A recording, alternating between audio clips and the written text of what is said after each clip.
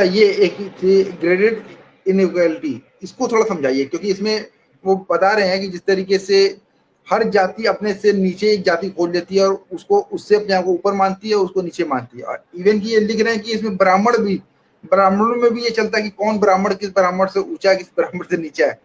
तो इसको थोड़ा समझाइए। जैसे पूछा जाता है ना कि यार तुम पसमानदा वाले तो खुद भी जातिवाद से गिरे पड़े हो, अगर कोई अंसारी है तो वो अपने से नीचे वाले को, जो धोबियों को अपने से नीचा समझ रहा है, तो बक्कों को नीचा समझ रहा है, हलालखोर को नीचा समझ रहा है। तो इसको कैसे समझते हैं, इसको कैसे इसको डील किया जाए?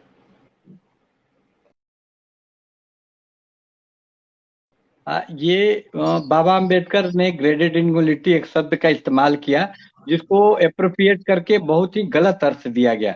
इतना तोड़ा मरोड़ा गया, इस टर्म को बहुत डिस्टॉर्ट किया गया। और फिर से वही आर्टिकल 15 फिल्म का हम बात करेंगे, अनुभव सिन्हा, जो कि इसको प्रमुख बना देते हैं। तो इससे मेरी एक घटना, मैं इसको अपने लाइव एक्सपीरियंस से समझाने की कोशिश करूंगा कि मैं जब कलकत्ता में था, तो मेरे एक पड़ोसी थे, उनका बच्चा हमेशा मेरे बालकोनी में, मैं ग्राउंड फ्लोर पे रहता था, तो वो पेशाब कर देता था। तो मैं जब भी शिकायत करने जाता था उसकी माँ से, तो बोलती थी कि सारे लोग यही करते हैं।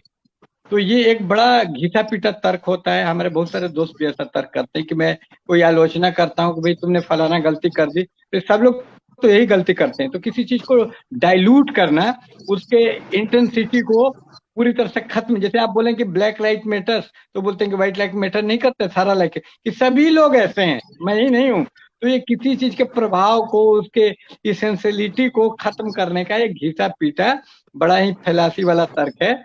ये एक इसेंशियल चीज होता है, एक नॉन इसेंशियल चीज होता है ना।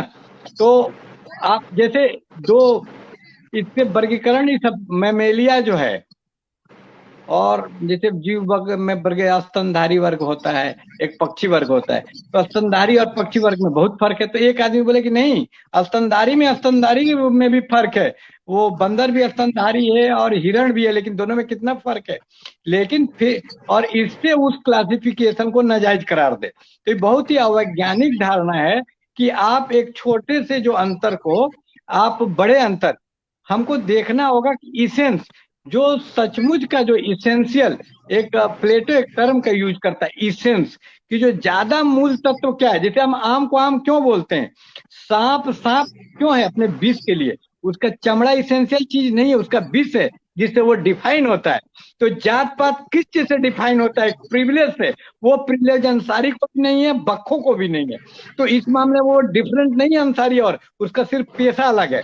तो इसलिए सारे इसेंशियल, नस्ल इसेंशियल, सारा सब धन 22 पसेरी कर देना एक बहुत ही शरारतपूर्ण और साजिश वाला है। ये रूलिंग क्लास हमेशा ग्रेडिंग इनइक्वालिटी की बात करके जो ब्राह्मण और सैयद का अत्याचारी चेहरा को डाइल्यूट कर देना चाहता है कि सब लोग बदमाश है जी, सारे पापी हैं।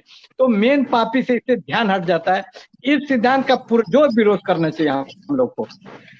सारे मजदूर एक जैसे नहीं है, कोई ईंट ढोता है, कोई कुछ ढोता है। तो हर मजदूर, जैसे खान वाले मजदूर की स्थिति ज्यादा खराब है, लेकिन जो मजदूर कपड़ा मिल में काम करता है उसकी जो माइंस में काम से ज्यादा स्थिति है। इसका अब मतलब नहीं है कि सर्वहारा एक नहीं है, प्लोतेरियत एक नहीं है, और कार्ल मार्क्स का सिद्धांत गलत हो गया, प्लोतेरियत एक वर्ग के रूप में डिफाइन नहीं हो सकता है। ये इसी तरह का सलाह की ग्रेडेड इनइक्वालिटी है जी।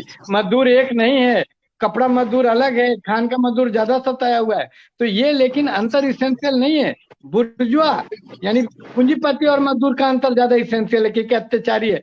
तो अंसारी जो है अंडर रिप्रेजेंटेटेड है, और बक्को भी अंडर रिप्रेजेंटेड है।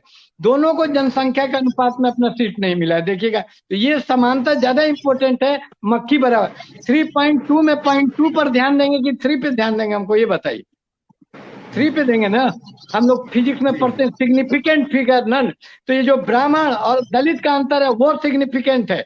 और ये जो ग्रेडेड ट्रेडेड की बात करते हैं, बहुत ही बकवास, और इसका मैं बहुत पुरजोर विरोध करता हूं।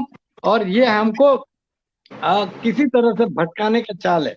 ये अंतर को मैं मानने से इनकार करता हूँ। ग्रेडेड इनइक्वालिटी, एक ही इनइक्वालिटी होता है ब्राह्मण और दलित का, और कोई इनइक्वालिटी नहीं होता है। जी। अच्छा,